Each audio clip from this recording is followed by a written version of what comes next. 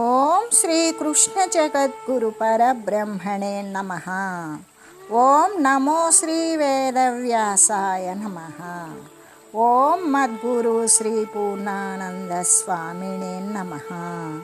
ఓం శుక్లాంబరధరం విష్ణుం శశివర్ణం చతుర్భుజం ప్రసన్నవదనం ధ్యాయేత్ సర్వవిఘ్నోపశాంతయే. ఓం వ్యాసాయ విష్ణురూపాయ వ్యాసరూపాయ విష్ణవే నమో వై బ్రహ్మనిధయే వాసిష్ఠాయ నమో నమః.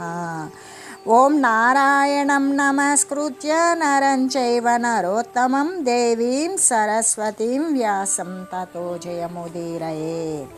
శ్రీ భగవద్గీత అథ సప్తదశోధ్యాయః శ్రద్ధాత్రయ విభాగయోగః. ఈ అధ్యాయం యొక్క పేరు శ్రద్ధాత్రయ విభాగ యోగము.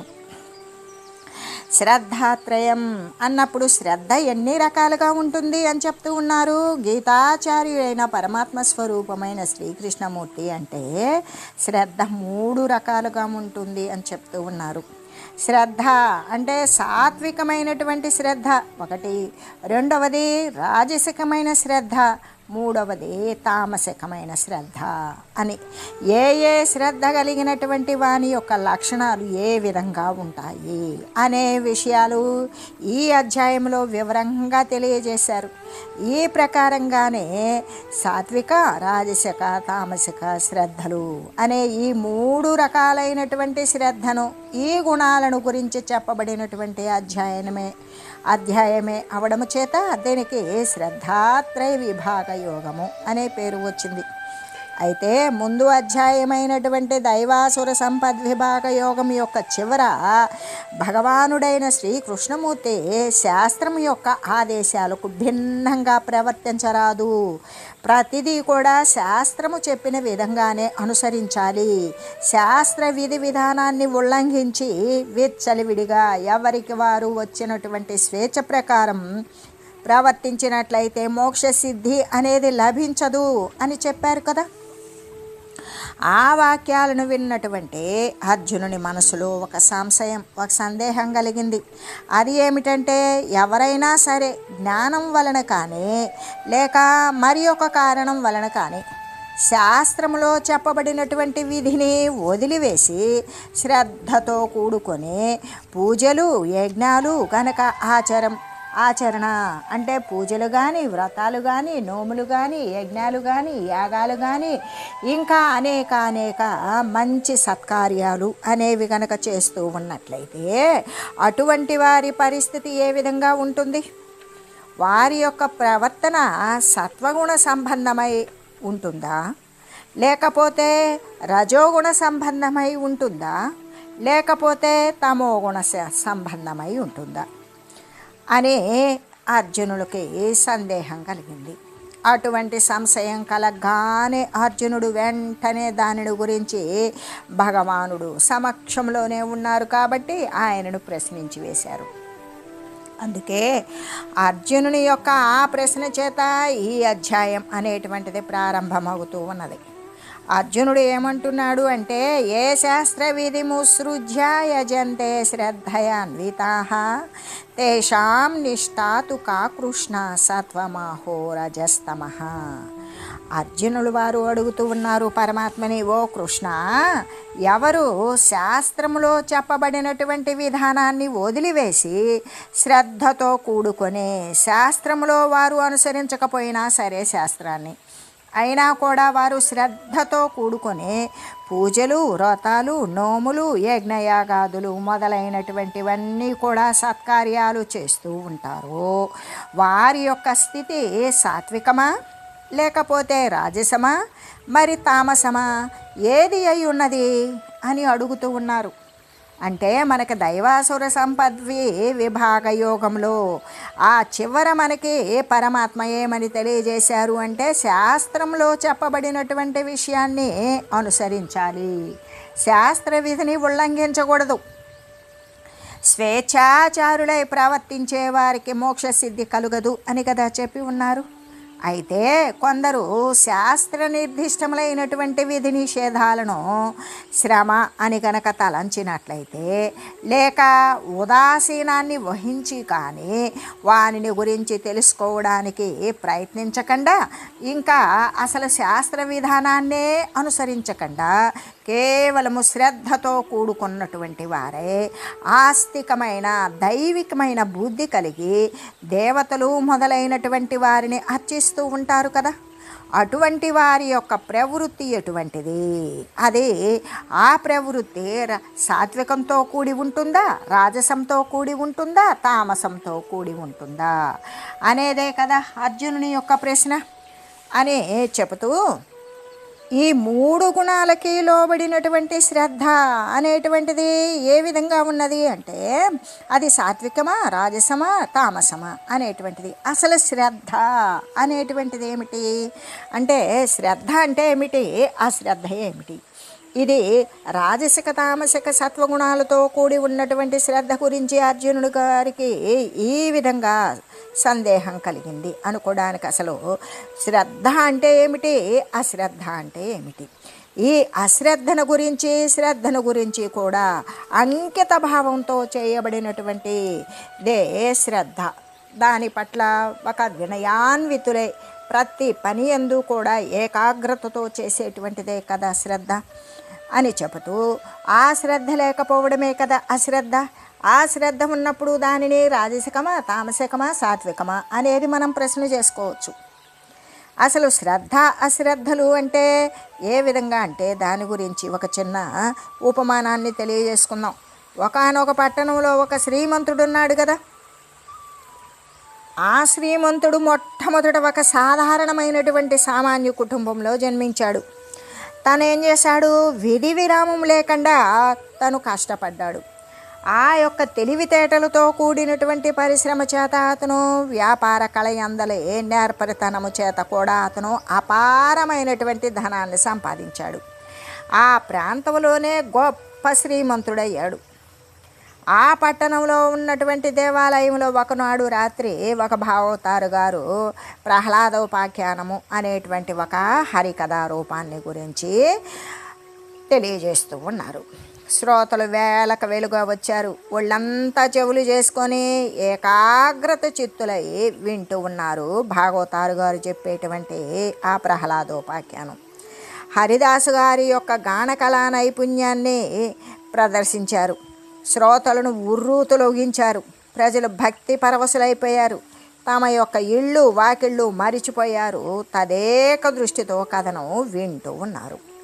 హరిదాసు గారి యొక్క కీర్తిని గురించి ఇదివరకే విని ఉన్నటువంటి ఆ శ్రీమంతుడు కూడా ఏం చేశాడంటే, అవకాశాన్ని జార విడుచుకోకుండా, సమయాన్ని చిక్కకపోయినా కూడా ఎలాగో వీలు చేసుకొని ఇక హరికథ వినడం కోసం ఆ రోజు దేవాలయానికి వెళ్ళాడు. ప్రహ్లాదోపాఖ్యానం గురించినటువంటి రసవత్తరమైనటువంటి ఘట్టాలను హరిదాసు భక్తి పారవస్యము చేత ప్రబోధిస్తూ ఉన్నారు. వానిని చక్కగా అర్థం చేసుకున్నటువంటి ధనికుని హృదయంలో ఒక గొప్ప మార్పు అనేది ఉత్పన్నమైనది. ఇది వరకు భగవంతుని పట్ల భక్తి ఏ కొద్దిగానో ఉండేది. అటువంటి వాడు ఇప్పుడు దానిని పెంచుకొని విశేషమైన భక్తి కలిగిన వాడయ్యాడు. ఇది వరకు ప్రాపంచిక పదార్థాల పట్ల అత్యంతమైన ఆసక్తి కలిగి ఉండేవాడు. ఇప్పుడైతే వాని యొక్క అశాశ్వతత్వాన్ని, అస్థిరత్వాన్ని గుర్తెరిగి వాటి మీద మమకారాన్ని, కోరికలను తగ్గించుకున్నాడు.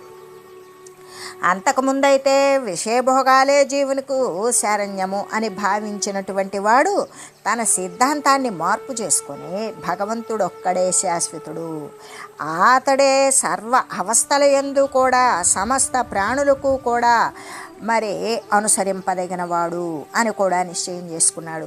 దాని ఫలితంగానే అతడు తన గృహమున పూజ పునస్కారాలు అనేవి విరివిగా ఎక్కువగా జరుపుతూ ఉన్నాడు. ఒకనాడు ఆ శ్రీమంతుడు పురోహితుడిని రప్పించాడు. సత్యనారాయణ స్వామి పూజ జరిపిస్తూ ఉన్నాడు. పురోహితుడు షోడశోపచారతోటి సాంగోపాంగంగా పూజ నిర్వహించడానికి కృతనిశ్చయుడై సత్యనారాయణ స్వామి యొక్క పటమును పుష్పమాలలతో కనుల పండువుగా అలంకరించి ఆ యొక్క పటానికి ఎదురుగ్గా శ్రీమంతుణ్ణి కూర్చోబెట్టి పూజను ప్రారంభించాడు. పూజ చక్కగా కొనసాగుతుంది. ఇంతలో ధూప ప్రకరణం వచ్చింది. పురోహితుడు, అయ్యా, దేవునికి ధూపం సమర్పించవలసింది, అగరొత్తులు తెచ్చారా అని ప్రశ్నించాడు. ధనికునికి భక్తి ఉన్నది కానీ శ్రద్ధ లేదు. ఇంటి లోపల ఉన్న అగరొత్తులు తేవడానికి బద్ధకం చేత అతడు, పురోహితుడు గారు, అగరొత్తులు లేకుండానే పూజను కొనసాగించండి అని చెప్పాడు. వెంటనే పురోహితుడు ఇక చేసేదేమీ లేక ధూపార్థం అక్షతాన్ సమర్పయామి అని ధూపం బదులు అక్షతలు వేస్తూ ఉన్నాను అని చెప్పి పటం మీద, స్వామివారి పటం మీద చల్లారు. తర్వాత కొంతసేపటికి నైవేద్య ఘట్టం అనేటువంటిది వచ్చింది. పురోహితుడు అంటున్నాడు, అయ్యా, దేవునికి నైవేద్యం ఏమైనా చేశారా అని అడిగాడు. నైవేద్యము వంటశాలలో సిద్ధంగా తయారు చేయబడి కూడా ఉన్నది. అయినా సరే వంటశాలలోకి వెళ్ళి ఆ నైవేద్య పాత్రని తీసుకురావడానికి బద్దకించినటువంటి ఆ ధనికుడు, అయ్యా, పురోహితుడు గారు, నైవేద్యం లేకుండా పూజను కొనసాగించండి అని ధనికుడు చెప్పివేశాడు. ఇంకా పూజారి గారికి సంబంధమేముంది? ఇక గత్యంతరము లేదు. పురోహితుడు నైవేద్యార్థం అక్షతాన్ సమర్పయామి అని నైవేద్యాలకు బదులుగా అక్షతలు వేస్తూ ఉన్నాను అని చెప్పి కొన్ని అక్షతలను స్వామివారి పటం మీద చల్లాడు. ఈ ప్రకారంగా పూజ అనేది కొనసాగుతూ ఉంటే ఆ దృశ్యాన్ని చూస్తూ ఉన్న ధనికుని భార్య మనసులో పెద్ద అంటే గొప్పదైన ఆవేదనను, చాలా బాధను పొందింది. భర్తతో అంటుంది, ఏమండి, భగవంతుడు మనకు అన్ని సౌకర్యాలు కూడా కలగజేశాడు కదా, ధనాన్ని ఇచ్చాడు, ధాన్యాన్ని ఇచ్చాడు, సమృద్ధిగా అన్నింటినీ ప్రసాదించి ఏ లోటు లేకుండా అనుగ్రహించాడు కదా. వస్తువులన్నీ ఉండి కూడా ధూపదీప నైవేద్యాదులను ఆ దేవదేవునికి సమర్పించకుండా పూజ చేయడం అనేది సమంజసమేనా? అది ఉపచారమా, అపచారమా? దానివలన ఏమైనా సరే మంచి ఫలితం కలుగుతుందా అని మందలించింది. ఆమె వాక్యాలను అతడేమీ కూడా పట్టించుకోలేదు. ఆమె మందలించినప్పటికీ కూడా ఆయన ఏం పట్టించుకోలేదు. అప్పుడు ధనికుని యొక్క భార్య అతనికి సరి అయినటువంటి బోధన చేయాలి అనుకున్నది.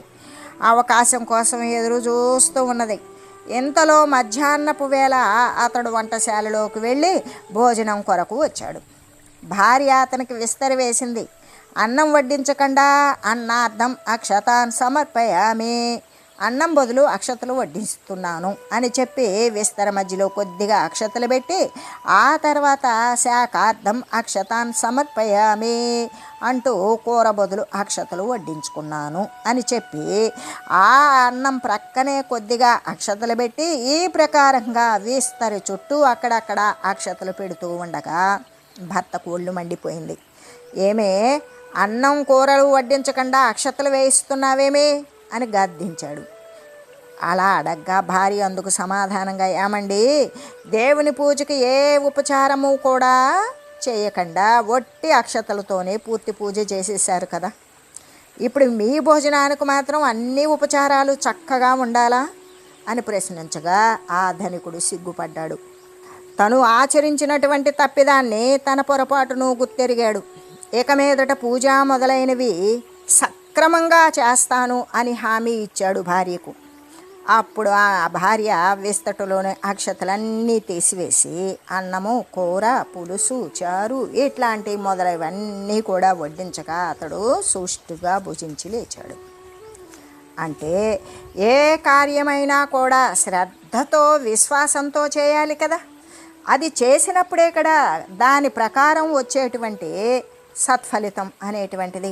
అదే శ్రద్ధ లేకపోతే ప్రతిదీ సరిపెట్టుకోమని చెప్తూ ఉంటే అసలు ఆ కార్యం అనేటువంటిది పరిపూర్తి అవుతుందా?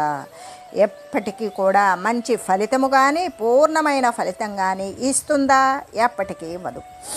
అందుకే శ్రద్ధతో చేసినటువంటిది దాదాపు పూర్ణమైన ఫలితాన్ని ఇస్తే, అశ్రద్ధతో చేసినటువంటిది దాదాపు చేయనటువంటి దానితో సమానమే అవుతూ ఉంటుంది. కాబట్టి ఏ కార్యానికైనా సరే ఏమి జోడించాలి? శ్రద్ధను జోడించాలి.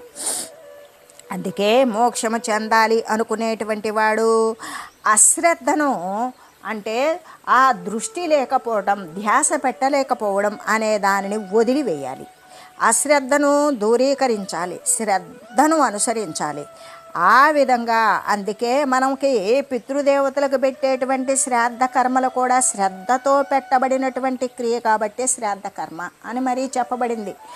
అశ్రద్ధతో చేసేటువంటి క్రియ ఆ యొక్క పదార్థాలు పితృదేవతలు స్వీకరించరు. వాళ్ళకి కావలసినది పదార్థము, రెండవది మొట్టమొదటిది వాళ్ళ యొక్క మానసిక పరమైనటువంటి శ్రద్ధ. అలాగే దైవానికి కూడా అదే శ్రద్ధతో చేసినటువంటి క్రియ ప్రతిదీ కూడా కార్యరూపం దాల్చి మంచి ఫలితాన్ని ఇస్తుంది. అందుకే మోక్షము చెందాలి అనుకునేటువంటి ముముక్షువైనటువంటి వాడు ఆ శ్రద్ధను పారద్రోలాలి. వినయము విధేయతతో కూడుకొని భక్తి శ్రద్ధ కూడా కలుపుకొని తన యొక్క ఆధ్యాత్మిక కార్యక్రమాలను నిర్వర్తిస్తూ ఉండాలి కదా. కాబట్టి అర్జునుడు అసలు ఈ శ్రద్ధ అశ్రద్ధ అనేటువంటి దానికి ముందు అసలు వారు చేసేటువంటి ఈ శాస్త్రోక్త ప్రధానంగా విధానంలో దానిని వదిలివేసి శ్రద్ధతో కూడుకుని చేసేటువంటి పూజ మొదలైనటువంటి ఏ విషయాలు ఏవైతే చేస్తారో అటువంటి శ్రద్ధతో కూడి చేస్తారు కదా. వారు శాస్త్ర నియమాన్ని వదిలివేస్తారు. శ్రద్ధతో కూడి చేసినటువంటి ఈ మంచి కార్యాలు అన్నీ కూడా వారి యొక్క స్థితి సాత్వికమైనదా లేదా రాజసమైనదా తామసమైనదా ఏమై ఉన్నది అనే విషయాన్ని గురించి ప్రశ్న చేశారు.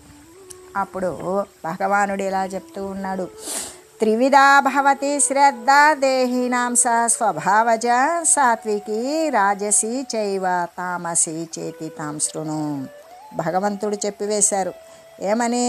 ప్రాణుల యొక్క స్వభావము చేత, వారి యొక్క పూర్వజన్మ సంస్కారము చేత కలిగినటువంటి ఆ శ్రద్ధ సాత్వికమని, రాజసమని, తామసమని 3 రకాలుగా చెప్పబడుతూ ఉన్నది. అది దానిని గురించి తెలియజేస్తాను. సా స్వభావజ అని చెప్పడం చేత అది పూర్వజన్మ సంస్కారము వలన, అంటే అంటే తన యొక్క తనతో సమానంగా పుట్టినటువంటిదే కదా స్వాభావికం లేదా స్వభావజ అని చెప్పబడింది. అంటే సా స్వభావజ పూర్వజన్మ సంస్కారం వలన గతంలో నుండి పుట్టినటువంటి ఆ యొక్క వాసన పరంపరల ప్రకారం జన్మాంతర వాసనల యొక్క ప్రాబల్యము చేత అటువంటి వారి శ్రద్ధ వారి యందు స్వాభావికంగానే జనిస్తూ ఉంటుంది అనే అర్థమే. అది పూర్వజన్మం వల్ల సంబంధించినటువంటి సంస్కారం వలన జన్మాంతర వాసన ప్రాబల్యం వలన అటువంటి శ్రద్ధ వారి యందు స్వభావంగానే జనిస్తుంది అనే చెబుతూ, అసలు జన్మాంతర సంస్కారము అంటే మనకి గత జన్మలో ఉన్నటువంటి వాసనల ప్రకారమే అటువంటి ఆలోచన విధానాలు, అటువంటి మానసిక ధైర్యాలు స్థైర్యాలు కూడా వస్తాయి. ఎన్ని రకాల గురించి మనం అనుకున్నప్పటికీ కూడా అవి రావు. జన్మాంతరంగా ముందు జన్మలో ఏమై ఉన్నామో ఆ వాసన ప్రాబల్యం ద్వారానే అటువంటి శరీరం ఉత్పన్నమవుతుంది. ఆ శరీరానికి సంబంధించినటువంటి పటిమ అనేది కూడా వ్యక్తమవుతుంది అని చెబుతూ, అంటే ఒకానొక అరణ్యంలో కొన్ని జింకలు ఉన్నాయి. ఒకనాడు ఆ అడవిలో ఉన్నటువంటి ఆ జింకలన్నీ కూడా ఒక చోట సమావేశమైనవి. ఇది జన్మాంతర వాసన గురించి చెప్పుకునేటువంటి చిన్నపాటి మరి సాదృశ్యం. అయితే తమ జాతి యొక్క శక్తి స్తోమతలను గురించి మాట్లాడుకుంటూ ఉన్నవి. మన జాతికి ఏమి తక్కువ, మనకి తీక్ష్ణమైనటువంటి బుద్ధి కలిగి ఉన్నాం కాబట్టి బాగా తెలివి కలిగి చురుకుగా ఉన్నటువంటి ఒక జింక ఏం చేసిందంటే తక్కినటువంటి జింకలనన్నింటినీ కూడా ఉద్దేశించి ఈ ప్రకారంగా అంటే గంభీరంగా పలకసాగింది. ఓ సోదరులారా, చాలా కాలం నుండి కూడా మన జాతిని ఒక బలహీనత పట్టి పీడిస్తూ ఉన్నది. కుక్కను చూడగానే మనం అంతా కూడా పరుగులెత్తుతాం, ఎటుకటో పరారైపోతాం. ఇది చాలా సిగ్గుచేటైనటువంటి విషయం కదా. మనకు భగవంతుడు ఏం చేశాడు? పొడవైన వాడి గల కొమ్ములను ప్రసాదించాడు. కొమ్ము లేని కుక్కను చూసి కొమ్ములు ఉన్నటువంటి జింక కాలికి బుద్ధి చెప్పడం అనేటువంటిది నవ్వుకీలుగా ఉన్నది కదా. ఇంత హాస్యాస్పదంగా చేస్తూ ఉన్నాం. మనము తలంచుకున్నట్లయితే మన చురుకైన తీక్ష్ణమైనటువంటి కొమ్ముల చేత కుక్కలను చీల్చి చెండాడవచ్చు కదా. ఇంతకీ మన దౌర్భాగ్యానికి కారణం మన బలం మీద మనకు విశ్వాసం లేకపోవడమే అయ్యింది. కాబట్టి ఇప్పుడు మనం అందరం కూడా కలిసి ఒక శపథం చేసుకుందాం. ఇక మీదటి ఏ కుక్క అయినా సరే మనల్ని కనుక సమీపించిందనుకో పిరికి పందలమై పారిపోకూడదు. మనవైనటువంటి వాడి కొమ్ముల చేత దానిని ధైర్యంగా ఎదుర్కొని వాటి యొక్క అంతు చూడాల్సిందే, దానిని చీల్చివేయాల్సిందే అనే తీర్మానం మీరందరూ ఏకగ్రీవంగా ఆమోదిస్తారు అని నేను నమ్ముతున్నాను. సోదరి జింక యొక్క అర్థవంతమైన ఆ మాటలను విని తక్కిన జింకలన్నీ కూడా అన్ని భేష్ భేష్ అని పలుకుతూ మీరు ప్రతిపాదించినటువంటి ఈ తీర్మానాన్ని హృదయపూర్వకంగా మేమందరం కూడా ఆమోదిస్తూ ఉన్నాం అని ముక్త కంఠంతో చెప్పేసినాయి. అదే సమయంలో మరి దూరం నుండి ఒక కుక్క పరిగెత్తుకొని వస్తూ ఉన్నది. దాన్ని చూడగానే ఏమైనా అప్పటిదాకా మాట్లాడుకున్నటువంటి జింకలన్నీ కూడా మూకుమ్ముడిగా ఒక్కసారి లేచినాయి. ప్రాణాలు గుప్పెట్లో పెట్టుకున్నాయి, తమ తమ ఇళ్లకు పారిపోయినాయి. అంటే పూర్వవాసన బలం ఎంత ఘనతరమైనది. అప్పటిదాకా వాళ్ళు చెప్పుకున్నటువంటి ఉపన్యాస కార్యాలేమిటి, మరి అవి అనుసరించినవేమిటి అంటే ముముక్షువైనటువంటి వాడు బహు జాగరూకతతో ఉండాలి. తనదైనటువంటి ఆ శాశ్వతమైన పరమాత్మయే సత్యము అనే వివేక బలము చేత జన్మాంతరాల నుండి మోసుకొని వచ్చినటువంటి దృశ్య సంబంధమైన వాసనలను అనగదొక్కి వేయాలి. కానీ ఏమాత్రం ఉన్నా కూడా అలా మనం మాట్లాడుకునేది ఒకటి, అక్కడ అనుసరించబడేది ఒకటి అనే విషయంగానే తయారవుతూ ఉంటుంది కదా అని చెబుతూ, అంటే అసలు శ్రద్ధ అనేటువంటిది ఎన్ని విధాలు అంటే ఈ సాస్వభావజ అని చెప్పడం చేత పూర్వజన్మ సంస్కారం వలన జన్మాంతర వాసన ప్రాబల్యం వల్ల కూడా గత జన్మలో ఉన్నటువంటి వాసన ఈ శరీరానికి కూడా అది కొనసాగుతూ ఉండడం చేత అటువంటి శ్రద్ధ వారి యందు స్వాభావికంగానే జనిస్తూ ఉన్నది అని పరమాత్మ తెలియజేస్తూ, అసలు శ్రద్ధ ఎన్ని రకాలు అంటే 3 రకాలు. అవి క్రమంగా కూడా 1 సాత్విక శ్రద్ధ, 2 రాజసిక శ్రద్ధ, 3 తామసిక శ్రద్ధ అని కదా చెప్పబడుతూ ఉన్నది. అటువంటి శ్రద్ధ జీవులకి ఎలా ఉత్పన్నమవుతుంది అంటే స్వాభావికంగానే ఉత్పన్నమవుతుంది. అంటే జన్మాంతర సంస్కార ప్రాబల్యం వలన గతంలో ఉన్నటువంటి ఆ జీవి యొక్క వాసనలను అనుసరించి ఇప్పుడు వచ్చింది, గతము అంతకుముందు దానిని అనుసరించి ఉంటుంది. ఈ విధంగా జన్మాంతరాల యొక్క సంస్కార ప్రాబల్యం వలనే జీవులకు శ్రద్ధ అనేది ఏర్పడుతుంది. అది ఇహజన్మ ప్రయత్నమా లేదా ముందు జన్మ ప్రయత్నమా అనేటువంటివి కానే కాదు. ఈ యొక్క ఇప్పుడు జన్మ ప్రయత్న అతిశయము చేత అవన్నీ కూడా సహజంగానే ఉత్పన్నమవుతాయి అనే భావము. ఏ విధంగా అంటే ఇప్పుడు చేసేటువంటివి గతముది బలహీనంగా ఉన్నప్పుడు ఇప్పుడు చేసేటువంటి ప్రతి పని యొక్క పట్టుదలతో చేసేటువంటి ప్రతి కార్యము యొక్క బలాతిశయము చేత మరి మిక్కిలి ప్రయత్నము చేత అవన్నీ కూడా సహజంగానే ఉత్పన్నమవుతాయి అనేటువంటి విషయాన్ని గురించి తెలియజేస్తూ, శ్రద్ధయే అంటే సంస్కారమే లేకపోతే మరి సంస్కారము అంటే గుణమే కదా. అసలు అటువంటి గుణమే ఆ శ్రద్ధ అనేటువంటిది గుణమే. అటువంటి గుణమే మనుజుని స్వరూపము అని తెలియజేస్తూ, సత్వానురూప సర్వస్య శ్రద్ధా భవతి భారత, శ్రద్ధామయోయం పురుషో యో మచ్శ్రద్ధస్సయేవ సహ. అంటే అర్జున, సమస్త జీవులకు కూడా వారి వారి అంతఃకరణాలను అనుసరించి, అంటే ప్రతి జీవికి కూడా అంతఃకరణాలు అనేవి ఉంటాయి కదా. జీవి పక్కనే ఉంటాయి మనసు, బుద్ధి, చిత్తము, అహంకారము అనేవి. ఈ జీవుడు ఆ అంతఃకరణాన్ని అనుసరించే ఇతరత్ర ఇంద్రియాల ద్వారా ఈ దృశ్య జగత్తులో క్రియలను చేస్తూ ఉంటాడు. కాబట్టి ఇక్కడ పూర్వజన్మ సంస్కారంతో కూడినటువంటి అంతఃకరణాన్ని అనుసరించి ఉంటుంది.